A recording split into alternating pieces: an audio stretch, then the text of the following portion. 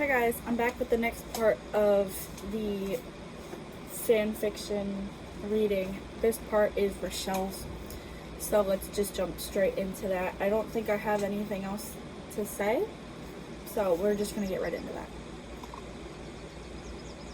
We were in the storage room of Whispering Oaks or something like that. Looking around, there were boxes of little fireworks, and on the walls were posters of the Midnight Riders.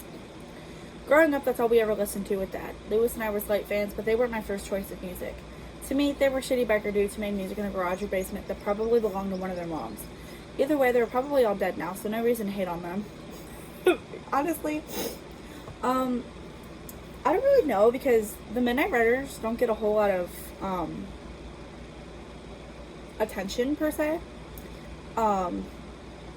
Like, they're not very active in the stories, so it's possible that they are dead, but I think there's I think the van is still working, and that there's the idea that they were saving other people in their van because it was a bus. It was a very poor bus, so I mean, they could technically be alive. It is speculated that they are, but they never actually make an appearance, so you don't know if that's actually them in the bus, or it could just be someone like Ellis and them where they just took the bus because it worked. But we went out to the stage, and there were so many seats. I wondered how many of them would have been full and if Dad would have gone. I looked around, spotting the banners of the four guys themselves and seeing boxes of fireworks where they were probably going to make a dramatic entrance. Guys, I look at everyone, a smile playing on my face. I think I have an idea. Oh, this is Rochelle's, according to Ellis, splendid idea. I really just like how he used that word. It's not necessarily wrong or grammatically incorrect, it just doesn't feel very right. So, but they turned to me and I explained my plan. We could set off the concert, hopefully something would see us and be able to get us out of here. Oh, what are you doing? There's nothing in there, but if you're gonna eat it over there. If not, the concert would end and we'd have to find something else, continuing walking and hoping we were going in the right direction. Coach ponders this before looking at me. Your mama raised you, good girl. Dad, I roll my eyes and we get on the stage looking around. It was darker, so we'd need the lights. They were controlled from the side with the audience. Someone's gonna have to grab the lights, I say, looking around at our large group. There are guitars propped up on boxes, and I was kind of confused why they'd be there, unless they were the drums. Oh! The drums are in the boxes. I don't know if that's how that works, but okay. I don't know. I looked around, finding a system with a bunch of controls. Dad? Yes? I hate to break it to you, but I think your favorite band lip syncs. I look up at him, motioning to the controls. He shakes his head once he sees it, looking disappointed. Suddenly the lights come on and Alice calls out that he had them. Hell yeah, kid, Nick calls, and Josh rolls his eyes. I wanted to say something, but it would probably only make things worse. Do we want to use those extra fireworks? I asked, motioning to the trunk where there were plenty of boxes technically away. Otis was back on the ground and he looked down at them. Oh, fuck yeah. Nick, look at these. Nick climbed off the stage and I knew Josh was bitter with envy. Honestly, low-key, if I was in Josh's shoes, I swear to God, I think Snapchat got a new sound because my notifications sound so weird. I don't know. But if I was in Josh's shoes, I would also be a little bit jealous. Like, you're choosing that guy you literally just met over me. So, yeah, it's kind of funny. Oh, we could use those. Any of you guys know how to load fireworks for a concert? We all share a glance, and Ellis says his buddy Keith once made his own fireworks and ended up burning himself. That's not really helpful right now, Ellis, Nick says, and we were all staring at him. Oh, Ellis looks uncomfortable. Nick picks up a couple boxes of fireworks. Where should we put these? He looks around. We'll need to light these when we're done or something. I think they naturally got some fireworks that'll go off, Coach answers, gesturing to the fire sensors in the front of the stage. Well, let's save these for backup, huh? Nick puts the fireworks back and Nick and Ellis climb on stage. Should we start this concert? We exchanged glances, double-checking we were all ready before starting the pre-recorded songs. I still couldn't believe they lip-synced. It was weird and not expected from them. To be honest, I think I saw something about people talking about this. And they were like, well, maybe they just saved their vocals for in the studio rather than going on tour and singing and damaging their throats, because I've seen a lot of singers who actually do sing their songs will like post and be like, I'm so sorry to a random city they were going to be at, and they're like, I can't perform, my throat, my voice is literally gone. And that's really awful.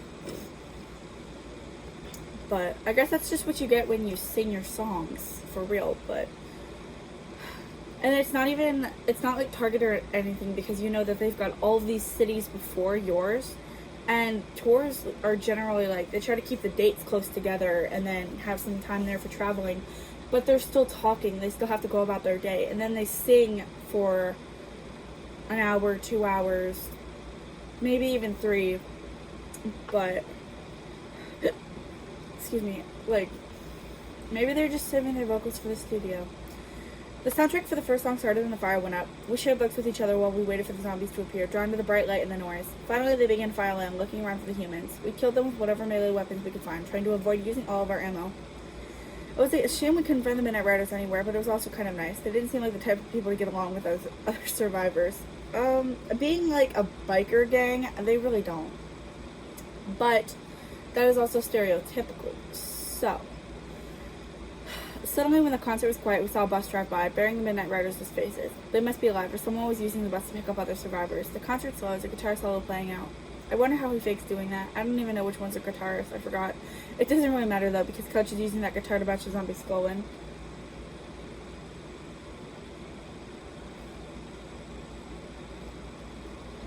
Oh, that is wild. What? Forgive me. When everything quiets for a moment, fireworks shoot up into the slightly dark sky. There are so many going up, it'd be damn near impossible to miss the fact that there were humans down here. Or if someone driving saw them, it would be quite obvious someone needed rescuing. Nick was suddenly beside me and he smiled. Look at those two. I looked over and Ellis and Zoe were near the back exit, leaning in for a kiss. How sweet. And some more zombies appeared, stealing their moment. Ellis mumbled something, but the fireworks made it too hard to hear. I smiled at Nick before turning back to the zombies. When they proceeded to slow and no longer come at us as fast, Nick lifted my chin and planted a quick kiss on my lips before running off to fight the larger horde of zombies that had appeared. Suddenly Josh screamed. I looked over to see he was being dragged away by a rope. Wait, no, was that what I thought it was? I followed after him, sawing the thick thing off that had Josh constricted, and he fell to the ground, breathing heavily and throwing the tongue off of him before jumping up in disgust. Are you okay? I asked, helping him kick the tongue away. The owner hobbled away, most likely bleeding. Josh looks at me, and I know he had more to say than just his yeah. I turned back to the others, helping them take out the rest of the zombies before everything was quiet. No music, no groaning, no sound of an airborne vehicle coming to save us. Playing Left 4 Dead by yourself makes you a really big target for the special infected. And when I played Left 4 Dead 2, the smoker always grabbed me. And then if the actual human is, because they like to send a couple of them back to back periodically. Say that I have been attacked by the jockey, so now I'm being dragged away from my group. They will have Hunter pounce on somebody, and my group is more worried about the person who got pounced. He's beating her up. Come save me. I'm about to get, like, led off of a bridge here. But that kind of sucks. And actually, now that I think about it, I'm really... Well, no, because you don't get special... No, you do. Now I'm confused, because in the parish, the last part of it, there aren't any jockeys. And if there are, I've always just speed ran through, so I don't have time for them. But they always save the not important people, because if the main character, well, that's not really the right word, if the human player dies, then you have to restart the level, the whole part. Like, why would you do that to me? It makes no sense. Should we try the other fireworks? Nick asks, glancing hungrily at the box. What's your fascination with fireworks? Josh snaps, and Nick turns to him. For once, Nick had begun to let his little kid side show, but now he's back to being an asshole. Nothing. They're just cool. I've always loved them. Okay, well, I think I'm gonna change the like little kid side because fireworks are cool, and that is coming from a teenager. So, like every 4th of July, we have a pretty badass show. Except for this past one, it rained on us before we could get to the finale. But like, we have good fireworks. Fireworks are cool. Leave him be. Can you stop? I am right here. I don't want to see your butthole. Put it away. Proper decency. I glared at Josh. Why did he have to be so snippy? We're trying to get Nick to come around, not push him further away. Coach sighs, interrupting the unspoken fight. Let's just light these up. Hopefully someone will see him. Nick smiles, pulling out a lighter. I wonder where he got it from or if he had always had it. I don't recall feeling it when I took his jacket off, but then again, I wasn't thinking about that. I had been thinking about him.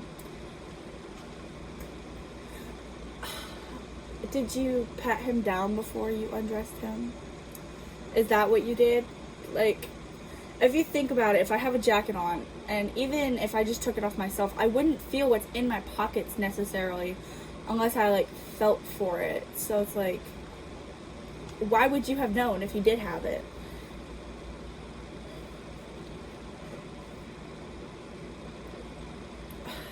Let's play with fire. Y'all sit back and enjoy the show. Not you, Ellis. Help me get these out and you'll help me carry them over. Nick and Ellis set up the fireworks, and Nick scares me by lighting 2 at a time. What if they explode and he's still close?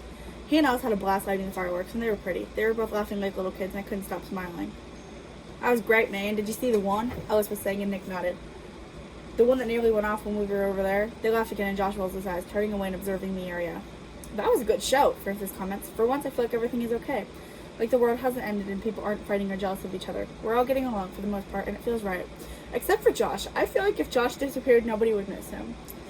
Like, Josh is I think versatile is the word I want to say, character. He appears in a lot of different books that are fan fictions of mine. Josh's role in my fan fiction of The Elder Scrolls Skyrim is much more appealing than it is in Left 4 Dead.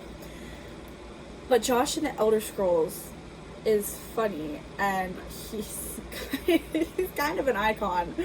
And it just kind of sucks because I don't think the creator of Josh even really like knows anything that happened with his character. I just was like, okay, cool, and this happened, and he just rolls with it.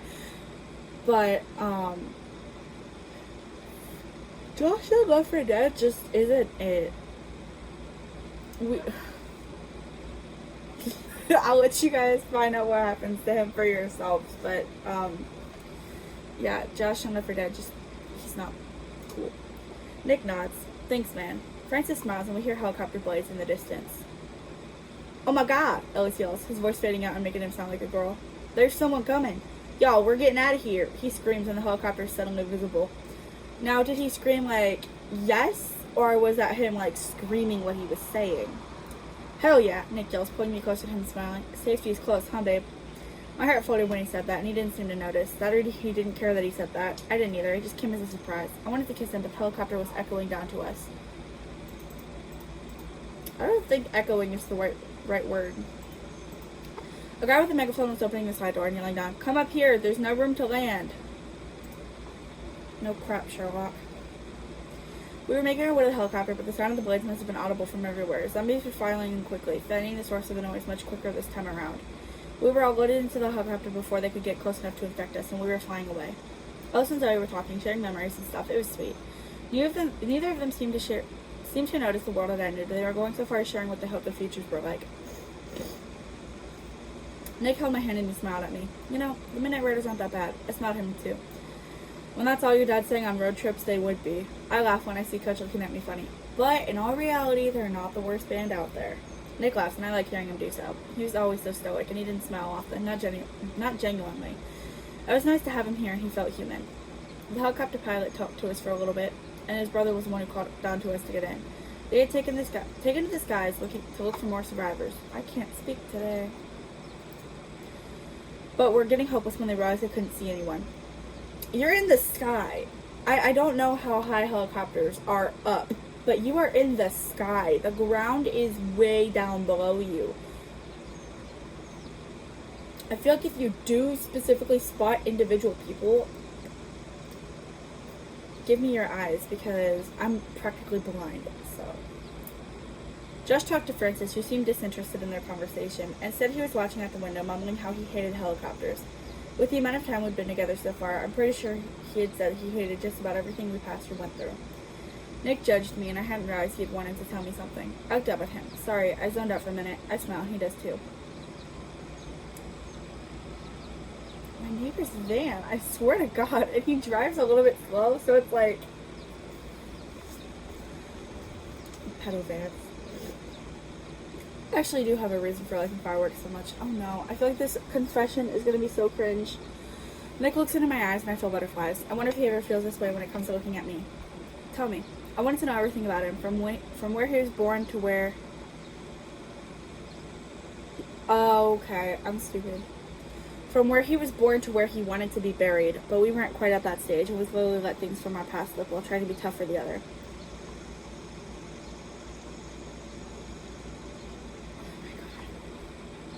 Okay. I feel like this is going to be so cringe, so I'm kind of trying to prepare myself for it. This is so bad. It might not actually be that bad. I just gotta, like, it's gonna be okay. Well, I was born on the 4th of July. As a boy, God. Nick smiled, shaking his head. One of my better memories with my dad was that he always let me help him with the fireworks. When I was old enough, of course. I lit my first firework when I was 10. That is actually illegal. Just so everybody knows, fireworks are to be handled by adults, not 10-year-olds. But it was a different time back then. Nobody actually followed the rules. Nobody cared. I was fascinated by him, not even due to the story, just the fact that I was in love with him as a person.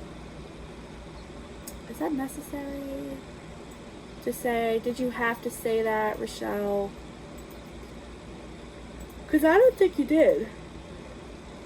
His memories, his heart, his hopes and dreams, his future, I wanted to share it all with him. I mean, that's cute, but I think we should let him finish the story before saying that.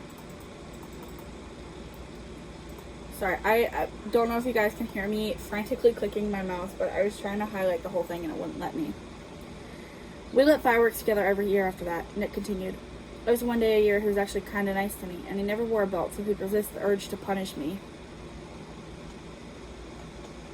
Sorry, kid.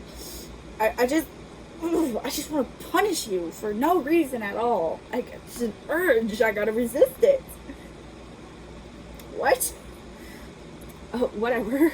But it was nice. I became obsessed with fireworks. Well, not obsessed, but I really enjoyed them. I smiled and he looked at me. I hope you liked the show like I did. Nick, I loved it. I kissed him and he was taken aback. I love you too. I love you even more, Rochelle. I'm thankful for you. I smiled, resting my head on his shoulder. The pilots were now talking amongst themselves, and we were above a large field. I wondered if it was a cornfield or somewhere farmers harvested things. I don't really know what they planted down there. That's kind of sounds very stupid and uneducated of you. Suddenly the pilot cusses, yelling at us to hold on tight. The helicopter was crashing. Nick held me tighter as the plane made its uncanny descent, splashing into a swampy area and crumpling the pilots' bodies. It's not funny that they died, but me almost saying crumpling instead of crumpling was actually pretty funny. The rest of us had gathered near the back, and we stared in horror at the now dead young men who had saved us from a concert. Coach jumped out of the helicopter, suggesting we follow. We do, and Nick complains about how dirty his suit was getting. Why choose a white suit for a zombie apocalypse in the first place? See, exactly. You love him, but you're also logical. Like, well, why did you wear them in the first place? That is it for Rochelle's point of view, though. We're going to do Nick next. I hope to see you guys. Bye-bye.